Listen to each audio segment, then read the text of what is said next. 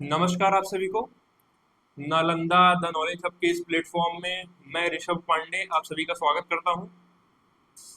हम लोगों ने अभी थर्मोडायनेमिक्स में फर्स्ट यूनिट स्टार्ट किया था, जिसमें हमने सबसे पहले क्या पढ़ा था। थर्मोडायनेमिक्स के बारे में कुछ बेसिक कॉन्सेप्ट्स हमने जाने थे। इसी क्रम में हमारा टॉपिक था एक हीट इंजन करके। हीट इंजन क्या होता था, यानी कि एक ऐसा इंजन, एक ऐसा डिवाइस जो हीट को एब्जॉर्ब करता था और हीट यानी हीट एनर्जी को एब्जॉर्ब करता था और उसको कहाँ चेंज करता था, मैकेनिकल वर्क डन में। यानी कि हम उसको इनपुट में हीट देंगे और वो कहाँ करेगा, मैकेनिकल वर्क डन करेगा। तो हमने देखा था कि हीट इंजन में क्या होता था। हीट इंजन में फ्रिक्शन के कारण बहुत सारे हीट का लॉस हो जाता था, यानी कि वो अच्छे तरीके से हीट को कन्वर्ट यानी हीट को एब्जॉर्ब करके वर्कडन में चेंज नहीं कर पाता था।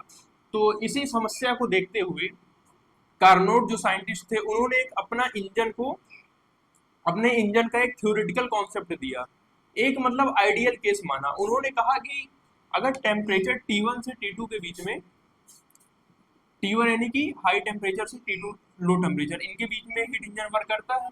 इन्होंने कहा कि इन दोनों टेम्परेचर के बीच में जितने भी इंजन वर्क करते हैं, उसमें जो हमारा इंजन है, हमारा जो आइडियल इंजन है, उसकी एफिशिएंसी सबसे ज़्यादा होगी। अब उन्होंने कुछ आइडियल केसेस माने थे इंजन के सभी पार्ट्स में। अब इंजन के पार्ट कौन कौन से होते हैं वो सब आप इसके प्रीवियस वीडियो में जाकर के देख सकते हैं। तो इसमें इन्होंने कहा कि जो हमने आइडियल कॉन्सेप्ट माना है उसकी एफिशिएंसी सबसे ज़्यादा होगी क्या कहते हैं, किसी भी नॉर्मल या फिर रियल इंजन के कंपैरिजन में। तो हमने कार्नोट इंजन के बारे में पढ़ा, इसका हमने वर्कडन के बारे में पढ़ा। वर्कडन क्या निकल करके आया था, यहाँ लिख देते हैं are T1 - T2 ln V2/V1। ये हमारा क्या था, वर्कडन इन कार्नोट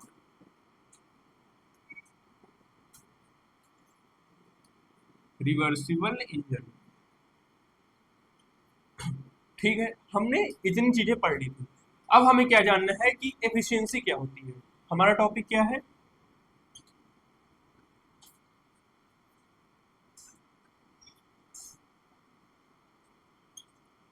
एफिशिएंसी। ठीक, सबसे पहले तो एफिशिएंसी की चर्चा हमने कहाँ किया था, हीट इंजन में। हीट इंजन क्या होता है, हीट इंजन अभी हमने बताया जो कि हीट एनर्जी को कहाँ चेंज करता है, वर्क डन में चेंज करता है। तो एफिशिएंसी होती ये है, एफिशिएंसी हमें ये बताती है how effectively how effectively heat engine converts input energy into work done. ठीक है, हाउ इफेक्टिवली यानी कितने अच्छे तरीके से जो हमारा हीट इंजन है या फिर कार्नोट इंजन है, कोई भी हीट इंजन है, कितने अच्छे तरीके से वो हीट को वर्क डन में चेंज कर रहा है, यानी कि वो उस हीट का कितना पार्ट वर्क डन में चेंज कर रहा है। ठीक है, और कितना लॉस कर रहा है वो तो अलग बात हो गई। तो एफिशिएंसी हमें क्या बताता है, हाउ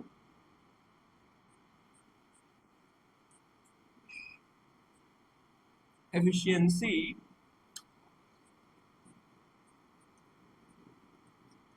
टेल्स अस, हमें क्या बताती है, how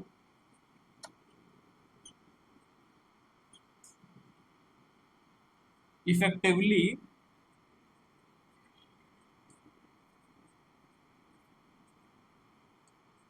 heat engine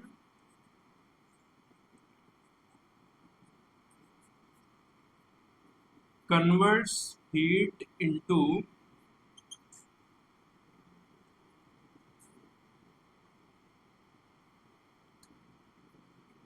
mechanical work. यानी कि जैसे कोई गाड़ी है, पेट्रोल से चलती, कोई हम लोग बाइक का एग्जांपल ले लेते हैं। तो बाइक, हम उसको जब पेट्रोल देते हैं तो उस पेट्रोल का कितना पार्ट उस पेट्रोल को कितने अच्छे तरीके से अपने वर्क में चेंज कर रही है, यानी कि उस पेट्रोल का कितना पार्ट कितना अच्छे तरीके से लेकर के वो बाइक चल रही है। ठीक है, हमें ये एफिशिएंसी बताती है। अगर कोई ऐसी गाड़ी है जो हम उसको बहुत ज़्यादा पेट्रोल दे रहे हैं लेकिन वो उतना डिस्टेंस नहीं कवर कर पा रही है, यानी कि वो कहीं ना कहीं हीट का बहुत ज़्यादा लॉस कर रही है, ठीक है, बहुत ज़्यादा उसका इंजन हीट हो रहा है या फिर किसी भी अन्य चीज़ों में हीट का वो लॉस कर रही है। तो हम ये क्या कहेंगे कि उस जो बाइक की एफिशिएंसी है वो बहुत ही कम है, ठीक है। तो यहाँ पर हमारा एफिशिएंसी हो गया। अब देखिए हीट इंजन के केस में क्या होता है। अब एफिशिएंसी की definition,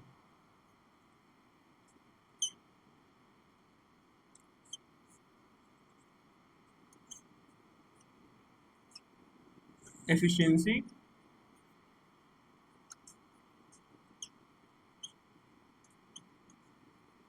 is defined as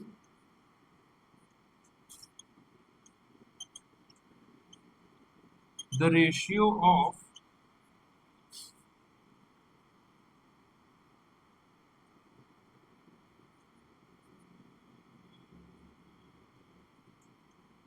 work done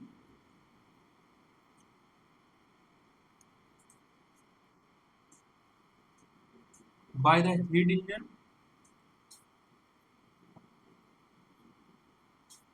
ratio of work done by the heat engine to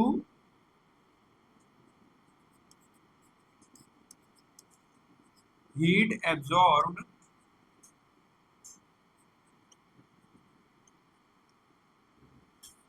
from the source। ठीक, हमारा हीट इंजन हो गया, इसको हम लोग कहते हैं सोर्स, जो कि हमारा हाई टेम्परेचर T1 पर होता है। ये क्या होता था, हमारा वर्किंग सिस्टम, और ये हो गया सिंक, लो टेम्परेचर T2 पर। यहां से इसको क्या मिलता था, source Q1 amount of heat देता था वर्किंग सिस्टम को, ये जो W वर्क करता था, ठीक। Q1 amount of heat working system source से लेकर के कुछ वर्क करता था, और Q2 amount of heat sink को रिजेक्ट कर देता था, Q2। और इसका जो वर्क डन होता था किसके बराबर होता था, Q1 माइनस Q2, ठीक। इतनी बात हुई। तो एफिशिएंसी को हम लोग कैसे डिफाइन करते हैं, ratio of work done by the heat engine, यानी कि इसने हीट इंजन ने कितना वर्क किया, ये W हो गया, W, और किसके साथ ratio, to the heat absorb from the source, यानी कि सोर्स से हीट कितना एब्जॉर्ब किया, Q1। तो हम लोग इसको मैथमेटिकली कैसे लिख सकते हैं, देखिए, और ये डिनोट किससे किया जाता है, इट इज डिनोटेड बाय ईटा, ठीक है, ईटा से इसको डिनोट करते हैं, ईटा का सिंबल ऐसे होता है। तो हम लोग क्या लिख सकते हैं, दस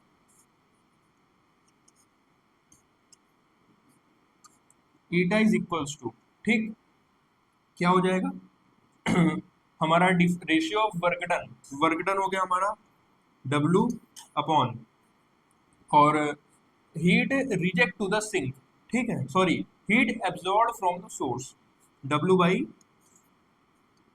Q1। ये तो हमारा हो गया एफिशिएंसी का formula for any heat engine. अब हम लोग कार्नोट इंजन की बात करते हैं, ठीक है। तो क्या करेंगे, in case of Carnot engine,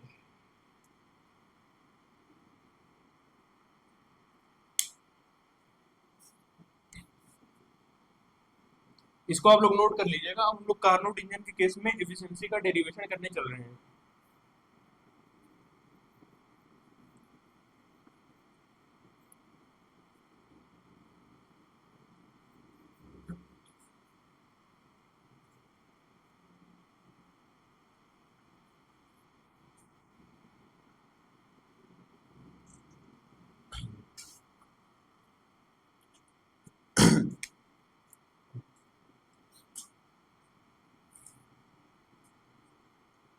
for the case of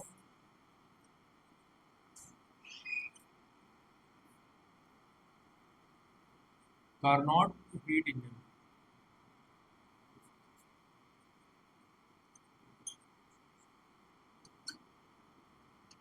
Carnot engine में क्या होता है, W की वैल्यू कितनी होती है, W बराबर are T1 minus T2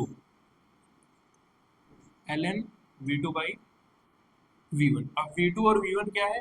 V1 तो हो गया हमारा जो वर्किंग सिस्टम होता है, इसके अंदर जो वर्किंग सब्सटेंस यानी कि गैस होती है उसकी इनिशियल वॉल्यूम V1 हो गया। और हमारा V1 के बाद V2 यानी कि फर्स्ट हमारा जो फर्स्ट प्रोसेस होता था आइसोथर्मल एक्सपेंशन, तो उस आइसोथर्मल एक्सपेंशन में हमारा ये वॉल्यूम कितना बढ़ गया। ठीक है, फर्स्ट प्रोसेस में वॉल्यूम V1 से V2 हो जाता था, तो वही हमारा V2 और V1 हो गया यहाँ पर। अब इसके बाद है हमारा W की वैल्यू ये हो गई। अब Q1 की वैल्यू कितनी होगी? देखिए कार्नोट इंजन में क्या होता था, फर्स्ट प्रोसेस क्या होता था? फर्स्ट प्रोसेस होता था आइसोथर्मल एक्सपेंशन।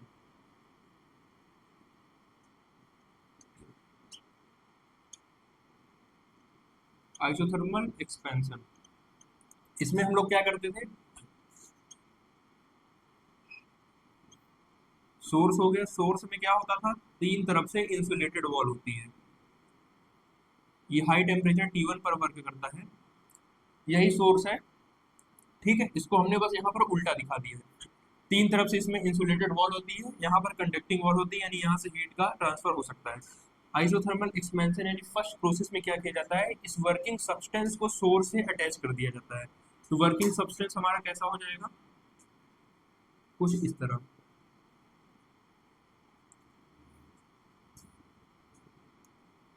जो वर्किंग सब्सटेंस हो, सॉरी, जो वर्किंग सिस्टम होता है, ये भी हमारा दो तरफ से इंसुलेटेड वॉल इसमें होती है। इंसुलेटेड मतलब हीट का फ्लो अंदर से बाहर नहीं हो सकता। यहाँ से हमारा इंसुलेटेड वॉल हो गई, और ये पिस्टन के ऊपर जो वॉल रहती है ये भी इंसुलेटेड वॉल है। और यहाँ पर हमारे वर्किंग सब्सटेंस यानी कि गैस है। फर्स्ट प्रोसेस में अब यहाँ से देखिए हीट का कंडक्शन, सॉरी हाँ, हीट का कंडक्शन ही, हीट यहाँ से यहाँ जाएगी। ठीक है, कंडक्टिंग वॉल है तो हीट Q1 इसको देगा, Q1 amount of heat working system को देगा। यही चीजें जो यहाँ से हमने बनाया है इसी को हम ऐसे बना रहे हैं। तो Q1 अमाउंट ऑफ हीट जब इसको मिलने लगेगा, क्यों? क्योंकि यहाँ कंडक्टिंग वॉल है, यहाँ पर हीट का फ्लो हो सकता है, तो टेम्परेचर इसका बढ़ेगा। कुछ टाइम बाद क्या होगा? इसका टेम्परेचर इसके टेम्परेचर के बराबर हो जाएगा, T1 हो जाएगा। तब क्या होगा? ये दोनों हमारा पूरा सिस्टम जो होगा इक्विलिब्रियम में आ जाएगा, थर्मल इक्विलिब्रियम में आ जाएगा। तो यहाँ से क्या हुआ कि आ गया थर्मल इक्विलिब्रियम में। अब आगे क्या होगा? अब पूरा हमारा थर्मल इक्विलिब्रियम यानी कि आइसोथर्मल सिस्टम बन चुका है। ठीक है, अब आइसोथर्मल सिस्टम में होता क्या है? टेम्परेचर बराबर कांस्टेंट। ठीक, यानी कि चेंज इन टेम्परेचर जीरो, यानी कि अब टेम्परेचर चेंज नहीं हो सकता। और according to first law of thermodynamics क्या होता है? डेल क्यू, किसी सिस्टम को हम लोग जितना हीट देते हैं उसका कुछ पार्ट अपने इंटरनल एनर्जी को बढ़ाने में करता है, और कुछ पार्ट जो बाकी बचता है मैकेनिकल वर्क डन में, सॉरी किसी भी वर्क डन में करता है, यहाँ मैकेनिकल वर्क डन का केस है, वर्क डन में करेगा। वर्क डन से क्या मतलब हुआ कि इस पिस्टन को ऊपर उठाने में करेगा। ठीक है, इस पिस्टन को, ये पिस्टन क्या है, ऊपर नीचे यहाँ पर मूव हो सकता है। तो यहाँ पर ये हो गया। अब देखिए जो हमारा इंटरनल एनर्जी होता है वो फंक्शन होता है इसका, जो हमारा इंटरनल एनर्जी होता है फंक्शन होता है टेम्परेचर का, यानी कि टेम्परेचर पर डिपेंड करता है। यानी कि अगर इंटरनल एनर्जी बढ़ेगी तभी बढ़ेगी जब टेम्परेचर बढ़ेगा, या इंटरनल एनर्जी घटेगी टेम्परेचर घटेगा, तो टेम्परेचर के ऊपर डिपेंड कर रहा है। ठीक है, तो अब यहाँ से क्या होगा? अगर टेम्परेचर कांस्टेंट है, ठीक है, इफ T बराबर कांस्टेंट, अगर टेम्परेचर कांस्टेंट हुआ तो इसका मतलब इंटरनल एनर्जी में कोई चेंज नहीं आएगा, मींस जो du होगा इक्वल टू जीरो, यानी कि इंटरनल एनर्जी में यहाँ पर कोई भी चेंज नहीं आएगा, जितना रहेगा उतना ही रहेगा। तो अब जब इसको हमने Q अमाउंट हीट दे दिया, ठीक, तो Q amount of heat internal energy को बढ़ाने में तो लगा नहीं, यानी कि यहाँ से डेल Q क्या हो जाएगा? Del W। ठीक, ये स्मॉल अमाउंट की बात हुई, यानी कि पूरा का पूरा हीट W1 में चेंज हो जाएगा। यानी कि आइसोथर्मल प्रोसेस का जो वर्क डन निकल करके आता है, पूरा का पूरा हीट इस वर्क डन को करने में, यानी कि वर्क डन जब टेम्परेचर यहाँ पर दोनों का सेम हो गया, आइसोथर्मल में आ गया, फिर जब और टेम्परेचर इसको मिलेगा तो और हीट इसको मिलेगा, तो टेम्परेचर तो अब और बढ़ नहीं सकता है, तो इस हीट का यूज ये वर्क डन करने में लगाता है, यानी कि इस पिस्टन को ऊपर उठाएगा और यहाँ से हमें W1 कुछ वर्क डन मिल जाता है। यानी कि इसने इस पूरे Q1 हीट का यूज वर्क डन करने में कर दिया। तो यहाँ से हमारा आइसोथर्मल एक्सपेंशन यानी कि फर्स्ट प्रोसेस में वर्क डन क्या निकल करके आता था, हमारा आता था RT1 ln V2 by V1। ऐसा क्यों आता था, क्योंकि जो हमारा आइसोथर्मल का वर्क डन का फॉर्मूला होगा यही होता है, और यहाँ पे T1 क्या है, कांस्टेंट टेम्परेचर, और V1 और V2, V1 यानी कि इसका इनिशियल वॉल्यूम कितना है, और V2 जब पिस्टन ऊपर गया तब वॉल्यूम कितना हो गया, V2 वॉल्यूम। तो कुल मिला करके हमारा ये आइसोथर्मल एक्सपेंशन यानी कि Q1 हीट पूरा हमारा वर्क डन में कन्वर्ट हो जाती है। तो हम लोग क्या लिख सकते हैं, Q1 की value RT1 ln V2 by V1। बस आपको हमने ये चीज समझाने के लिए पूरा का पूरा ये स्टोरी बताई इसके पहले की, ठीक। अब यहाँ पर हम लोग यूज करेंगे Q1 बराबर क्या हो जाएगा, for the case of Carnot heat engine RT1 ln V2 by V1।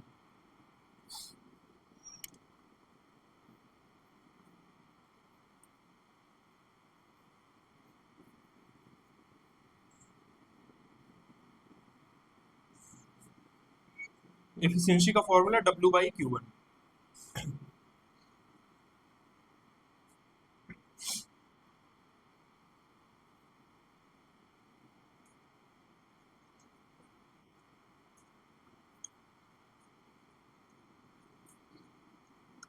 Putting the value of W and Q1, Q1, ठीक। आप यहाँ इक्वेशन का नाम भी दे सकते हैं, आप लिख देते हैं putting the equation, putting the values of W1 and Q1। Equation equation का नाम दे दीजिए, जो हमारा ये ईटा निकल करके आया था W बाई Q1, इसको इक्वेशन 1 नाम दे दीजिए, equation 2, equation 3, from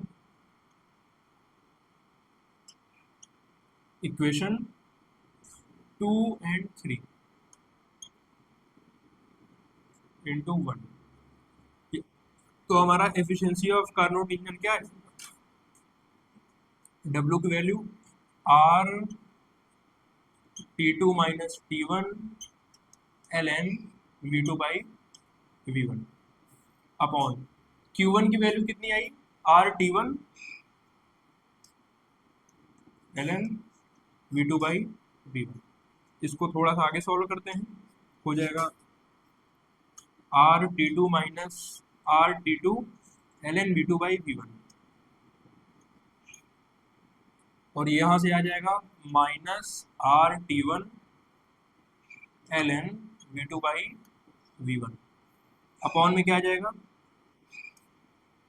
RT1 ln V2 by V1। ये क्या आ जाएगा, देखिए जब इसको हम अलग करेंगे तो ये दोनों टर्म कैंसिल हो जाएगा, RT2 माइनस T1। एक मिनट, यहाँ पर एक मिस्टेक हो गई थी, जो W की वैल्यू क्या है T1 minus T2, T1 minus T2, ठीक। तो यहाँ से हमारा क्या हो जाएगा T1 माइनस T2। तो यहाँ से हमारा क्या आ जाएगा, ये दोनों टर्म 1 बन जाएगा, कट करके हो जाएगा 1 minus RT2 ln V2 by V1 upon RT1 ln V2 by V1। तो यहाँ से हमारा एफिशिएंसी निकल करके क्या आ जाएगी, 1 माइनस, ये हमारा R से R कैंसिल, इससे ये cancel, T2 by T1।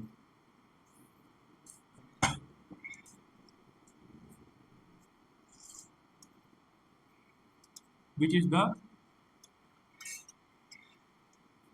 the efficiency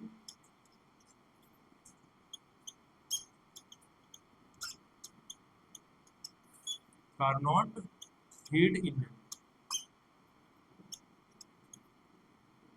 अगर एग्जाम में पूछता है कि कार्नोट इंजन के एफिशिएंसी के लिए आप फॉर्मूले को डिराइव कीजिए, तो आपको इतना काम करना पड़ेगा, ठीक है।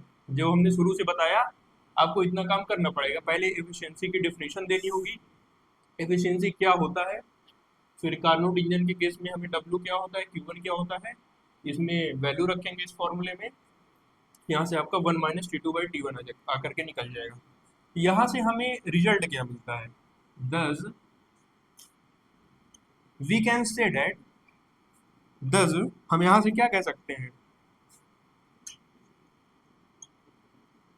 efficiency of Carnot engine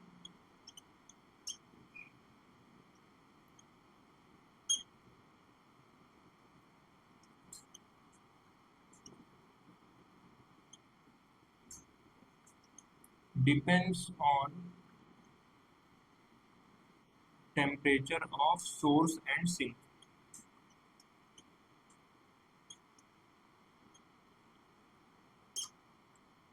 That is T1 and T2. ठीक, यहां तक आ गया। अब एक चीज और हम यहां पर देखते हैं,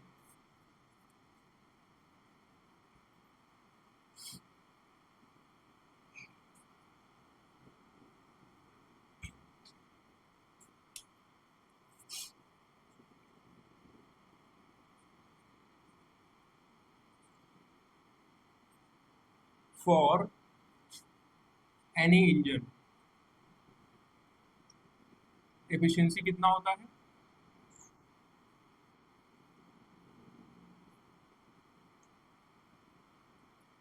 one minus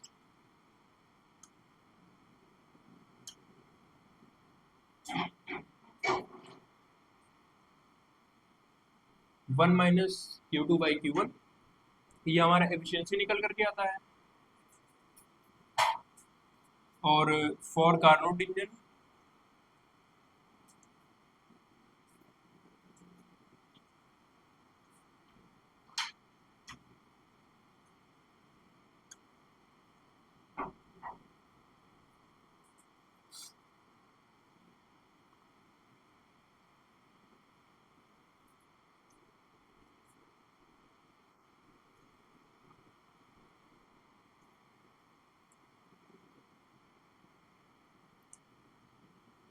for Carnot engine efficiency कितनी निकल करके आती है,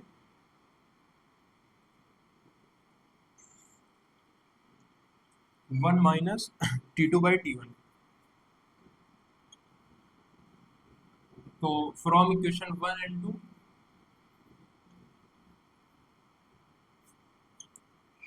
1 2 3 हमने मान लिया है, इसको आप कुछ और नाम दे दीजिए, ए एंड बी, फ्रॉम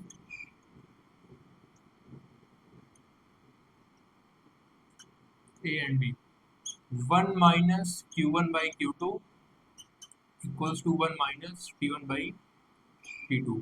यहाँ से क्या आ जाएगा, Q1/Q2 इक्वल्स टू T1/T2, और आ जाएगा हमारा Q1/T1 इक्वल्स टू Q2/T2। यहाँ से हमारा इंपॉर्टेंट रिजल्ट निकल करके आ जाता है। यानी कि कार्नोट इंजन के केस में हमारा क्या होगा, जितना टेम्परेचर सोर्स का होगा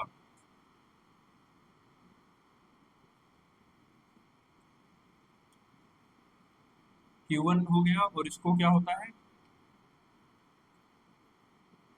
Q2, Q1 यहाँ से लिया जाता है, Q2 दिया जाता है। यानी कि टेम्परेचर रेशियो किसका किसका, जितना हीट अमाउंट ऑफ हीट